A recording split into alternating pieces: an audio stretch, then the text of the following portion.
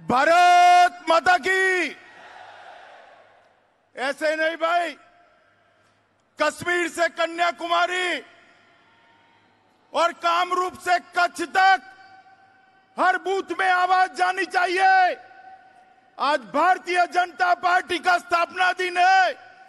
मेरे साथ दोनों हाथ उठाकर 2019 में विजय के संकल्प की मुट्ठी भींचकर प्रचंड आवाज से बोलिए, भारत माता की, भारत माता की।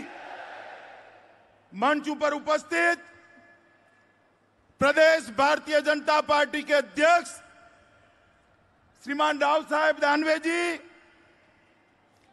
महाराष्ट्र के लोकप्रिय नेता और लाडले मुख्यमंत्री भाई देवेंद्र फडणवीस जी, हमारे वरिष्ठ नेता नितिन गडकरी जी, श्रीमान पीयूष जी, सुरेश प्रभु जी, प्रकाश जावड़ेकर जी, मंच पर बैठे हुए भारतीय जनता पार्टी के सभी वरिष्ठ नेतागण और आज एक नहीं, दो नहीं, 3 पेंडल के अंदर आए हुए लाखों की संख्या में भारतीय जनता पार्टी के मालिक, ऐसे मेरे कार्यकर्ता भाइयों और बहनों, सबसे पहले आज पार्टी का स्थापना दिन है। आज ही के दिन ये महान पार्टी की स्थापना हुई थी, इसलिए देश भर के करोड़ों कार्यकर्ताओं और करोड़ों भाजपा के शुभचिंतकों को मैं हृदय से खूब खूब बधाई देना चाहता हूं, अभिनंदन देना चाहता हूं। इसके साथ ये हमारी पार्टी है, बलिदानियों की पार्टी है। मित्रों, भारत के लोकतंत्र के इतिहास में सबसे ज्यादा कार्यकर्ताओं का बलिदान अगर कोई एक पार्टी ने दिया है तो वो हमारी भारतीय जनता पार्टी ने दिया है। मैं वो सभी बलिदानी हुतात्मा कार्यकर्ताओं को हृदय से श्रद्धांजलि देकर मेरी बात शुरू करना चाहता हूं। मित्रों, आज मेरी नजर के सामने जो दृश्य है, जहां तक नजर पहुंचती है मुंड ही मुंड दिखाई पड़ते हैं, नजर के उस पार भी लोग खड़े हैं। इतने बड़े कार्यक्रम के लिए महाराष्ट्र प्रदेश के अध्यक्ष और महाराष्ट्र के मुख्यमंत्री देवेंद्र फडणवीस जी और उनकी समग्र टीम और लाखों कार्यकर्ताओं को हृदय से मैं बधाई देना चाहता हूं। मित्रों, 38 साल पहले अटल जी ने इसी मुंबई में भारतीय जनता पार्टी की स्थापना की थी और अपने स्थापना के भाषण में उन्होंने कहा था, अंधेरा छटेगा, सूरज निकलेगा, कमल खिलेगा। और आज मुझे कहते हुए आनंद है मित्रों, नरेंद्र मोदी जी के नेतृत्व में देश के हर कोने में कमल ही कमल दिखाई पड़ता है और कुछ नहीं दिखाई पड़ता। मित्रों, ये जनसंघ से भाजपा की जो यात्रा है, वो यात्रा बहुत संघर्षपूर्ण, कठिन और परिश्रम वाली यात्रा रही है। अनेक कार्यकर्ताओं ने बलिदान दिए, अनेक लोगों ने अपने जीवन भर का काम पार्टी को बना लिया, तब जाकर ये पार्टी इतने आगे बढ़ी है। मित्रों, श्यामा प्रसाद जी, दीनदयाल जी, अटल जी, अडवाणी जी, जोशी जी, भंडारी जी, कुशाभाऊ ठाकरे, राजमाता सिंधिया से लेकर अपने अभी के प्रधानमंत्री नरेंद्र मोदी तक एक बड़ी श्रृंखला कार्यकर्ताओं की इस पार्टी के लिए काम करने के लिए आगे बढ़ी, तब आज ये पार्टी का ये स्वरूप आया है। और आज पार्टी के स्वरूप को देखते हैं, हमारी पार्टी 10 सदस्यों से शुरू हुई थी, आज पार्टी के 11 करोड़ सदस्य देश के अंदर है, ये विश्व की सबसे बड़ी पॉलिटिकल पार्टी अपनी भारतीय जनता पार्टी बनी है। कभी हमें ताने कसे जाते थे, हम दो हमारे दो, पार्लियामेंट में हमारे 2 मेंबर थे, आज 330 संसद सदस्यों के साथ पूर्ण बहुमत के साथ भारतीय जनता पार्टी की सरकार नरेंद्र मोदी जी के नेतृत्व में चल रही है। देश के 20 राज्यों में भारतीय जनता पार्टी और साथियों की सरकार है। लगभग 1600 से ज्यादा विधायक इस पार्टी के रहे। मित्रों, भारतीय जनता पार्टी इतने सालों की अपनी यात्रा में एक संगठनात्मक पार्टी, एक राष्ट्रभक्त पार्टी, एक सुशासन देने वाली पार्टी की छवि बनाने में सफल रही है। मित्रों, हमारे पुरखों ने हमें कहा था कि राजनीति में हम सत्ता का उपभोग करने के लिए नहीं है, हम राजनीति में गरीबों का कल्याण करने के लिए सत्ता को साधन बनाने के लिए आए हैं। और उसी रास्ते पर नरेंद्र मोदी सरकार चली है। जनधन योजना, सौभाग्य योजना, शौचालय योजना, उज्ज्वला योजना, बीमा की सुरक्षा योजना, टीकाकरण, ये सारी चीजों को लेकर आज नरेंद्र मोदी सरकार ने हर गरीब के घर में सुख पहुंचाने का काम किया है। और नरेंद्र मोदी जी ने सबका साथ सबका विकास का सूत्र साकार किया है। 14 अप्रैल को बाबा साहेब आंबेडकर के जन्मदिन के दिन ये पार्टी के हजारों कार्यकर्ता 20,000 गांवों में रात्रि निवास कर गरीबों के बीच में पार्टी का संदेश पहुंचाने का एक बड़ा प्रयास करने वाले हैं। मित्रों, अभी मैं राहुल बाबा को सुन रहा था। राहुल बाबा अभी कुछ दिनों से पवार साहब के साथ बैठते हैं। पवार साहब ने थोड़ा उनको इंजेक्शन लगाया है तो बड़े जोर जोर से पूछते हैं, मोदी जी बताओ 4.5 साल में आपने क्या किया? अरे राहुल बाबा, आप मोदी जी को सवाल पूछ रहे हो, 4.5 साल का हिसाब पूछ रहे हो। देश की जनता आपको 4 पीढ़ी का हिसाब पूछ रही है। 4 पीढ़ी तक कांग्रेस का इस देश पर शासन रहा। कांग्रेस ने इस देश में क्या किया? मित्रों, नरेंद्र मोदी सरकार ने उज्ज्वला योजना से गैस पहुंचाया, आप नहीं पहुंचा पाए थे। स्वच्छ भारत अभियान के तहत शौचालय पहुंचाया, आप नहीं पहुंचा पाए थे। सौभाग्य योजना के तहत बिजली का कनेक्शन पहुंचाया, आप नहीं पहुंचा पाए थे। और अभी देश के 10 करोड़ गरीब नागरिकों को 5 लाख तक का हेल्थ इंश्योरेंस देने का काम नरेंद्र मोदी सरकार ने किया है। मित्रों, 5 लाख तक देश के 50 करोड़ गरीबों को हॉस्पिटलाइजेशन हो, दवाई चाहिए, टेस्ट कराने हैं, सारा खर्चा नरेंद्र मोदी सरकार उठाने वाली है। और राहुल बाबा, आप हमें पूछते हो, इस देश के किसान आपके शासन में अपनी फसल के उचित दाम मांगते मांगते थक गए, मगर आपने उचित दाम नहीं दे पाए। भारतीय जनता पार्टी की सरकार ने अभी तय किया है, इस बजट सेशन के अंदर तय किया है कि भारतीय जनता पार्टी की सरकार देश के किसानों को उनकी फसल पर जो खर्च है उससे 1.5 गुना समर्थन मूल्य रबी और खरीफ दोनों फसलों के लिए देने वाली है। आजादी के बाद ऐसी घोषणा नरेंद्र मोदी जी के अलावे कोई नहीं कर पाया। राहुल बाबा, आप हमें पूछते हो नरेंद्र मोदी जी ने क्या किया? आपका समय था, आए दिन पाकिस्तानी आतंकवादी देश की सीमाओं पर हमला करते थे, जवानों का सर काट कर ले जाते थे, सरकार के माथे पर जू नहीं रेंगती। हमारी सरकार आई, मोदी जी प्रधानमंत्री बने, उरी पर हमला हुआ, 12 जवानों को जिंदा जला दिया गया। सारा देश सोचता था अब क्या होगा, हताशा, निराशा, गुस्सा। मगर इस बार नरेंद्र मोदी सरकार थी, सोनिया मनमोहन की सरकार नहीं थी।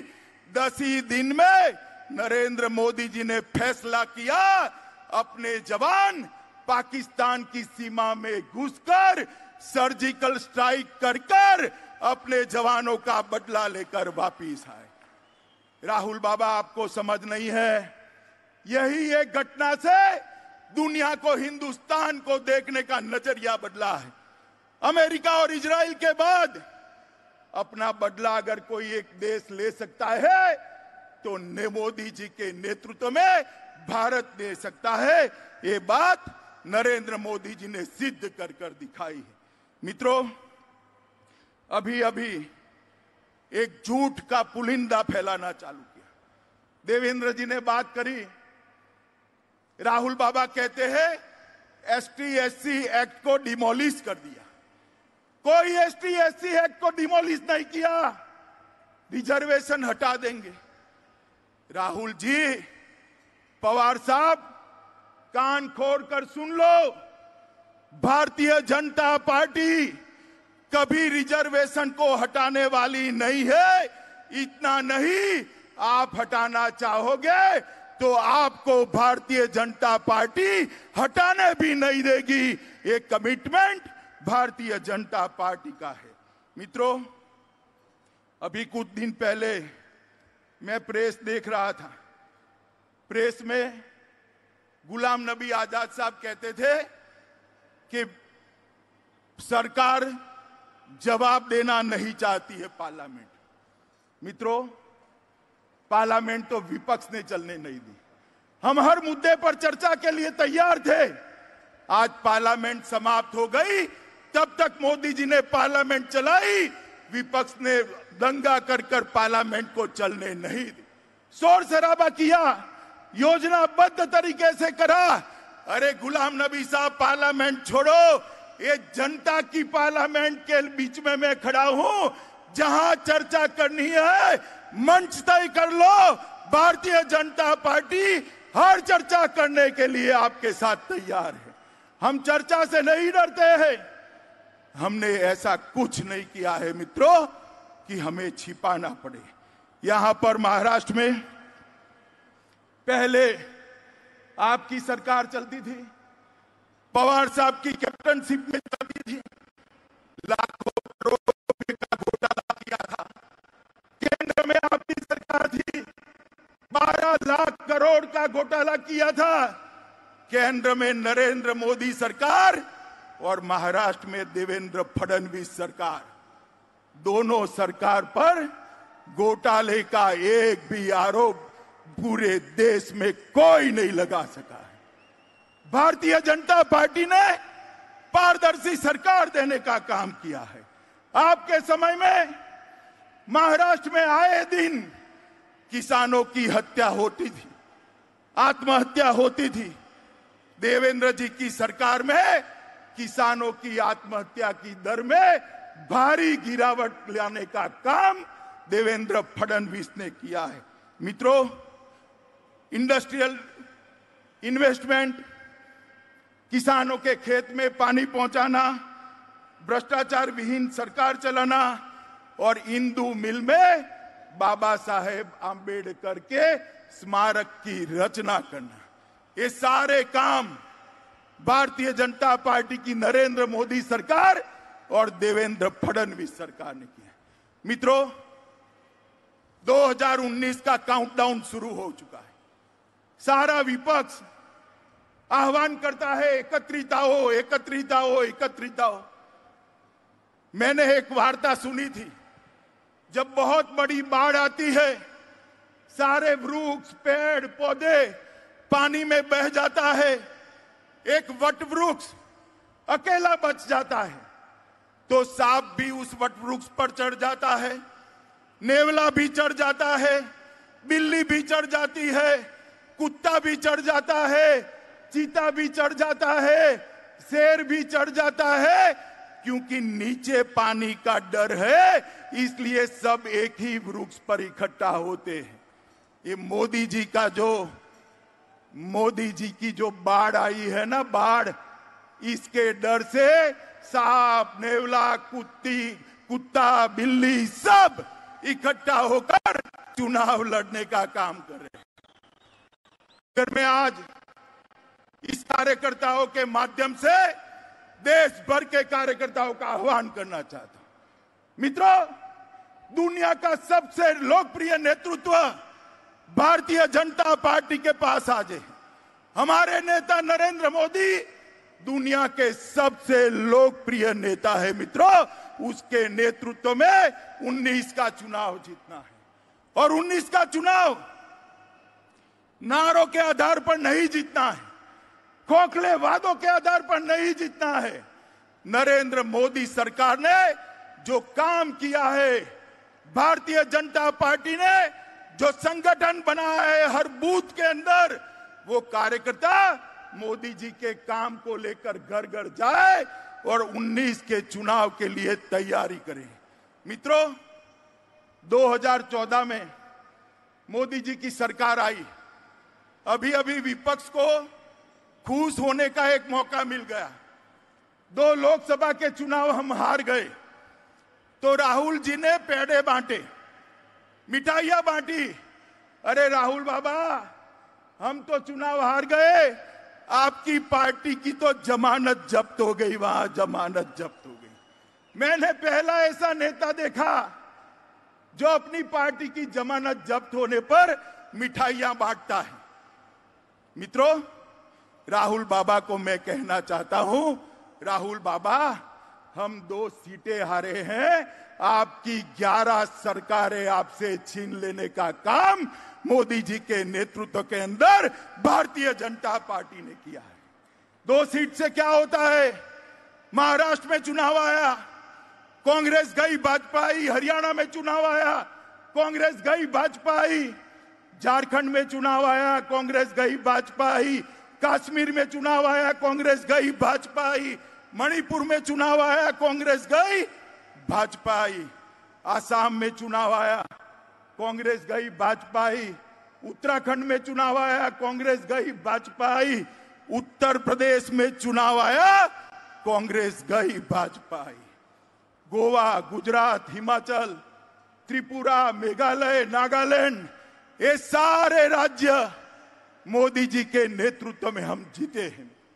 आज देश के 20 राज्य, 68% भूभाग और 70% जनसंख्या पर भारतीय जनता पार्टी का शासन है, और ये भारतीय जनता पार्टी के लिए विशेष आनंद का मुद्दा है। मगर मैं आज भारतीय जनता पार्टी के सभी कार्यकर्ताओं का स्थापना दिन पर आह्वान करना चाहता हूं कि भारतीय जनता पार्टी का सुवर्ण काल नहीं है। भारतीय जनता पार्टी का सुवर्ण काल तभी आता है जब ओडिशा, बंगाल और 2019 का चुनाव फिर से भारतीय जनता पार्टी पूर्ण बहुमत के साथ जीते, एनडीए की सरकार बनाए, महाराष्ट्र में फिर से एनडीए की भाजपा के नेतृत्व में सरकार बनाए, तभी भाजपा का सुवर्ण काल आ सकता है। आज इतने सारे कार्यकर्ता हैं, आज हम संकल्प लेकर यहां से जाए कि मोदी जी के नेतृत्व में महाराष्ट्र के घर घर जाएंगे। देवेंद्र फडणवीस के नेतृत्व में महाराष्ट्र के घर घर जाकर महाराष्ट्र सरकार और केंद्र सरकार के कामों को बताए और देश में एक नई ऊर्जा, नया युग लाने के लिए मोदी जी के नेतृत्व में काम करें। मोदी जी ने 2022 में गरीबी मुक्त, बेरोजगारी मुक्त, धुएं मुक्त, अंधकार मुक्त नए भारत की कल्पना करी है। भ्रष्टाचार उन्होंने खत्म कर दिया है। मित्रों, 2022 में एक नए भारत का मोदी जी का स्वप्न हम सब इकट्ठा होकर साकार करें। यही आज देश भर के कार्यकर्ता स्थापना दिन के दिन संकल्प ले। आप बताइए, 2019 के चुनाव तक सभी कार्यकर्ता परिश्रम कर फिर से नरेंद्र मोदी सरकार बनाएंगे? जरा जोर से बोले, बनाएंगे? पूर्ण बहुमत से भाजपा की सरकार बनाएंगे? महाराष्ट्र के अंदर फिर से सरकार बनाएंगे? मोदी जी के नए भारत की कल्पना को साकार करेंगे? तो मेरे साथ दोनों हाथ उठाकर, मुट्ठी भींचकर प्रचंड आवाज से बोलिए, भारत माता की, भारत माता की, भारत माता की, वंदे मातरम। वंदे मातरम, वंदे मातरम।